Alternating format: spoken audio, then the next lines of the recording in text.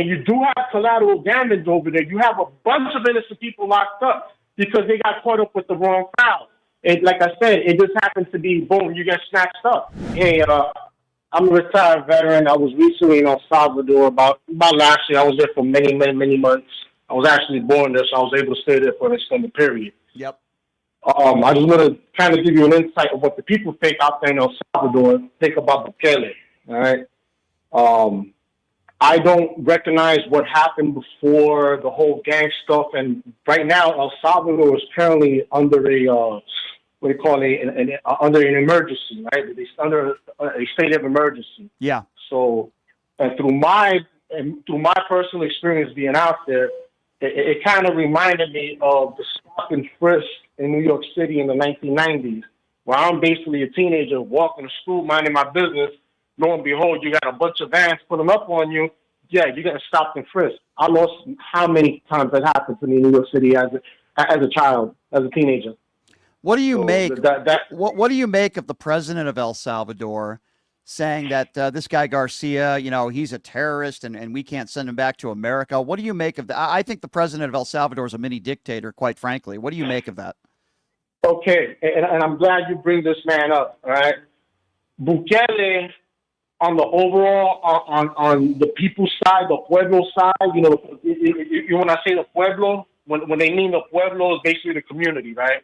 Right. So the pueblo believes in Bukele. They do believe him, because my experience in asking people out there of what life is like in El Salvador is something like it's very homely. But it's kind of sad to hear stories of guys robbing old ladies for their tortilla money. Think about it. You have 50 cents. For 50 cents, you can buy a dozen tortillas. That'll last you a couple of days in El Salvador. Yeah. All right.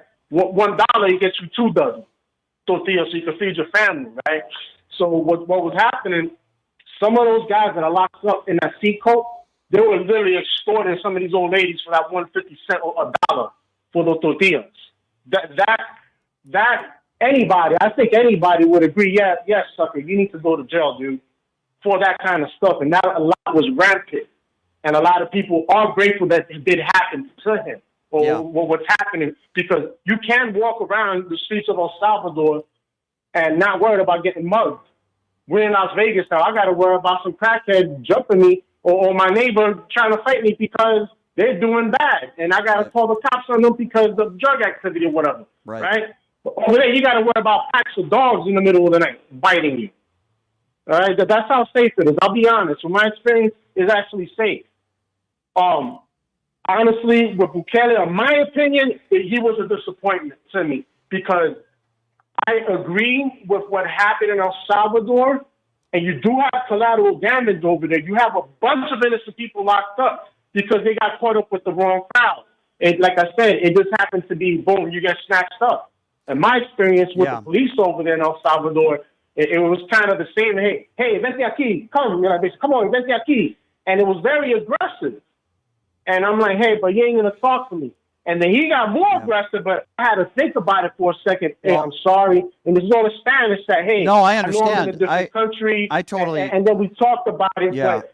But it's there that people are getting picked up and being, in a sense, harassed. No, I understand. And I'm afraid that's coming here. You have the right. Coming here with Trump, and I hate that, dude. I hate that as well. Let me say this in closing, my friend, and I certainly appreciate you. I appreciate you, dude. Thank you, sir. I appreciate you as well, and thank you for your service. You are a hero, and you're welcome to call back anytime. And I appreciate you and everything that you just said. I agree with you, my friend. Thank you. Stay safe out there.